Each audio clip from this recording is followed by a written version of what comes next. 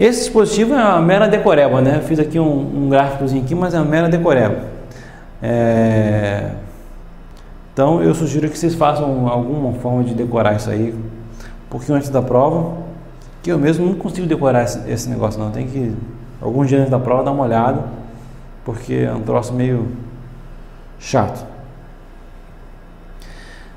Artigo 73. O Tribunal de Contas da União, integrado por 9 ministros. Então essa frase aqui é bem interessante. Eu falei nas aulas iniciais que o tribunal são 9 ministros, né? A corte são 9 ministros, ou seja, embora tenha 4 auditores, tenham 7 procuradores, tenha toda a secretaria com vários servidores, o tribunal são 9 ministros, né? E aqui reafirma, a Constituição reafirma isso aqui, ó, quando ele fala aqui, ó, o Tribunal de Contas da União integrado por 9 ministros, ou seja, o Tribunal de Contas são 9 ministros.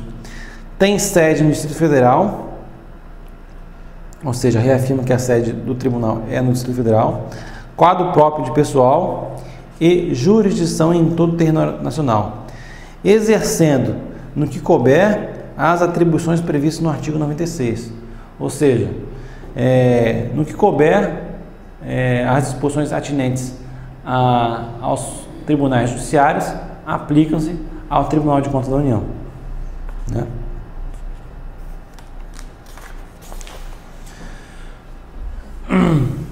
No caso do TCU, temos 9 ministros, sendo 3 escolhidos pelo Presidente da República e 6 pelo Congresso Nacional. Não são, mais uma vez eu reafirmo, 3 escolhidos pelo Senado Federal e 3 pela Câmara dos Deputados. São 6 pelo Congresso Nacional. Já vi prova tentando confundir o candidato nisso aí. Todos os 9 ministros são nomeados pelo Presidente da República, inclusive os escolhidos pelo Congresso Nacional. Isso também já vi que é bastante prova. Quem nomeia os ministros é o Presidente da República, mesmo os escolhidos pelo Congresso Nacional. O Presidente da República também nomeia os auditores, né? É interessante notar o seguinte, os servidores públicos federais são nomeados pelos respectivos chefes de poder, vamos dizer assim, né? Então, por exemplo, quem passa no concurso da Receita Federal vai ser nomeado pelo Presidente da República. Agora, quem passa no concurso do Tribunal de Contas, por exemplo, vai ser nomeado pelo Presidente do Tribunal de Contas. Quem passa no concurso do Ministério Público Federal, por exemplo, vai ser nomeado pelo Procurador-Geral da República. Então, cada chefe de poder nomeia os seus servidores.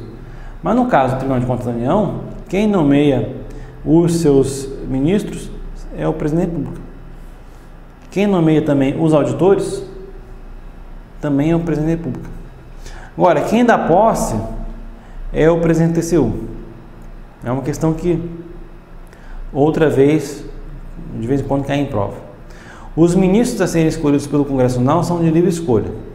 Os do Presidente da República devem recair alternadamente sobre um auditor, um procurador do Ministério Público e um de livre escolha. No caso dos auditores e procuradores, são escolhidos em lista tríplice de auditores e procuradores, né? Alternando aí a antiguidade e merecimento. No caso dos ministros indicados pelo Presidente da República, esses são submetidos à votação secreta no Senado Federal, é a famosa sabatina, né? E somente depois de aprovados podem ser nomeados pelo TCU. No fim da redação do artigo, vemos que a Constituição Federal, de certa forma, equipara, no que couber, o Tribunal de Contas ao Tribunal Judiciário. Ou seja, aquilo que couber for aplicável, aquilo que tiver no Tribunal Judicial e for aplicável ao Tribunal de Contas, ele vai ser aplicado. Aí, o parágrafo 1º trata dos requisitos para você ser ministro do Tribunal de Contas da União, né? Serão nomeados entre brasileiros, e aqui eu ressalto que não é necessário que seja brasileiro nato.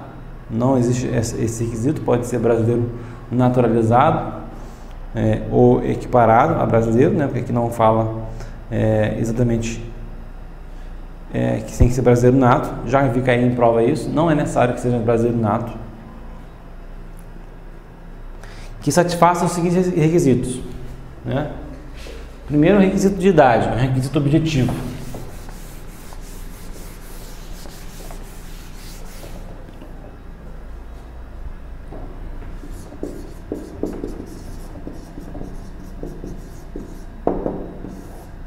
é a idade, é um requisito objetivo.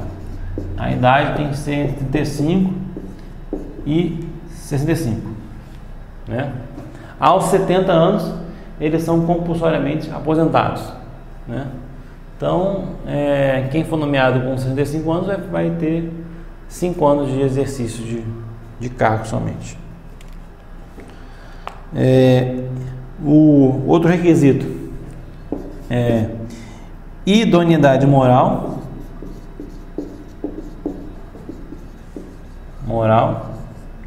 e reputação ilibada. Seja lá o que quer dizer isso, né? O cara tem que ser honesto e parecer honesto, vamos dizer assim, né? Já vi em prova, vou botar aqui, ó, idoneidade moral ou reputação ilibada, uma coisa ou outra, né? Na verdade não é ou, é e, né? 3. Notórios conhecimentos jurídicos, contábeis, econômicos e financeiros ou de administração pública. Ou seja, nesse caso aqui é ou mesmo. Ou ele tem notórios conhecimentos jurídicos, ou notórios conhecimentos contábeis, ou notórios conhecimentos econômicos, ou notórios conhecimentos de administração pública. 4.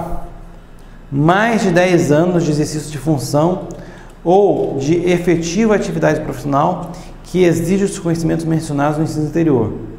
Ou seja, mesmo que ele tenha entre 35 e 65 anos, idoneidade moral, reputação ilibada, notórios conhecimentos jurídicos, contábeis, econômicos, financeiros, hoje no público, mas se ele não tiver trabalhado 10 anos em função pública ou atividade profissional que exige aqueles conhecimentos, ele também não pode ser nomeado, né? Então seria o quarto requisito.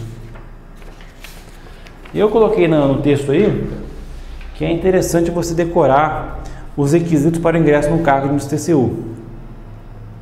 Além de brasileiro, que não precisa ser nato, algo que cai muito em prova, há os requisitos de idade e experiência profissional, todos objetivos.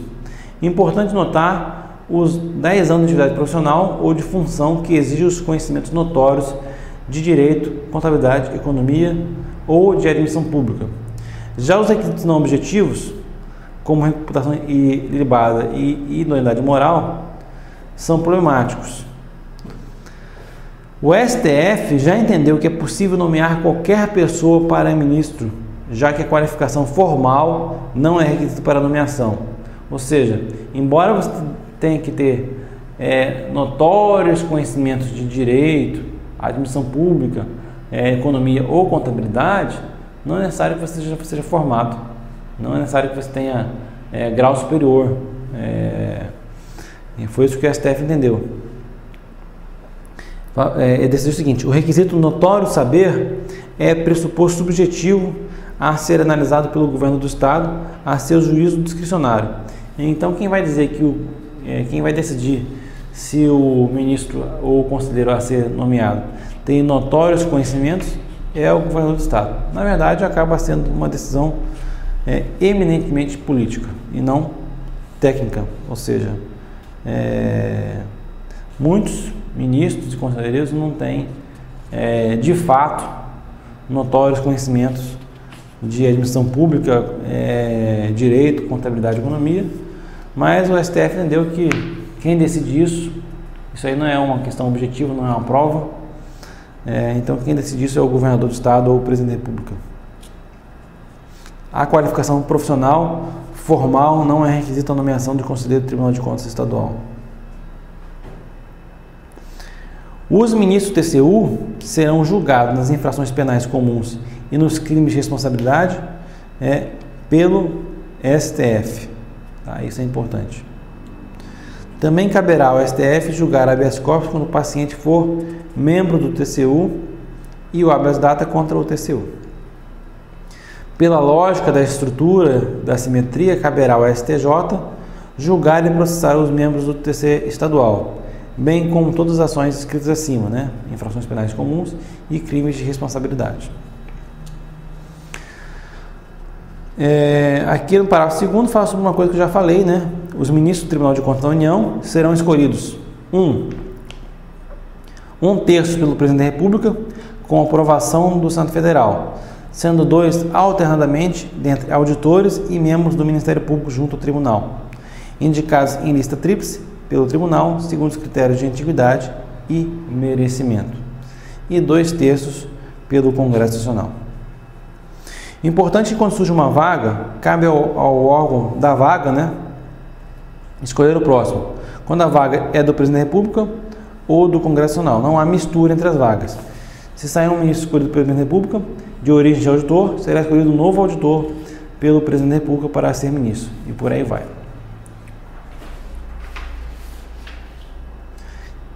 Parágrafo 3º. Os ministros do Tribunal de Contas da União terão as mesmas garantias, prerrogativas, impedimentos, vencimentos e vantagens dos ministros do do Superior Tribunal de Justiça, aplicando-se contra a aposentadoria e pensão as normas constantes do artigo 40. Né? Então, isso aqui decorre o seguinte, eu falei em alguma aula aí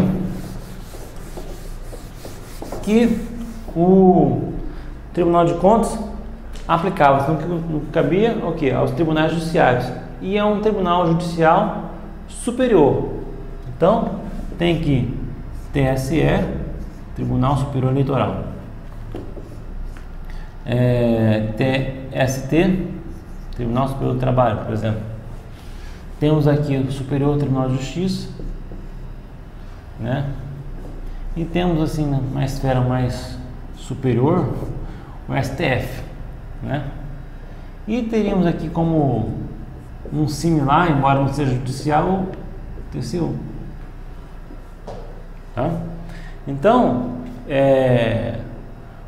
o TCU, os ministros do TCU são, entre aspas, né, similares aos desembargadores do TSE, do TST e os ministros do STJ. Eles têm, vamos dizer, as mesmas garantias e vantagens. Tá? Por esse motivo, por exemplo, que mandado de segurança contra o TCU vai para onde? Se eles estão no mesmo nível, não pode ir para o STJ, né? Tem que ir para o STF. Mesma coisa, mandado de segurança contra o STF. Com o STJ vai para o STF, por exemplo, né? É por esse motivo que os ministros do TCU nas infrações penais comuns e nos crimes de responsabilidade são julgados pelo STF, né? Que existe essa similitude, embora o Tribunal de Contas não seja órgão do Poder Judiciário, existe essa similitude entre TCU e os tribunais superiores.